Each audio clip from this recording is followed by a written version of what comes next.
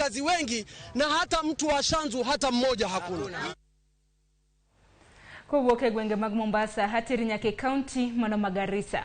Tere kaunti Garissa ochako chenro mar tieko gedo mar chenro mar dongruok mag chirni ma osebedo ka digni kendo neno ni chirni go obedo gi nyalo mar miyo piny owacho no osuru ma oromo.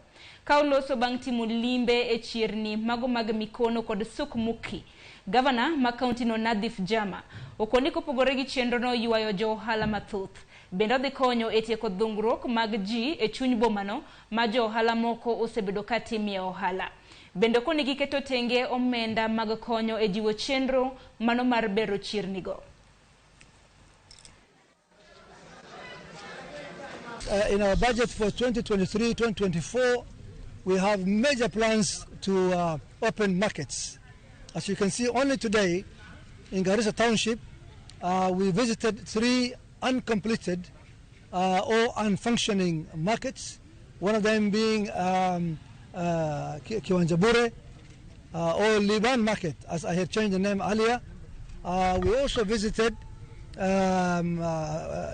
Mikono, what used to be former Mikono land. Also, we have a stall project there, which we will complete, refurbish properly, and also ensure it's going to work sooner than later.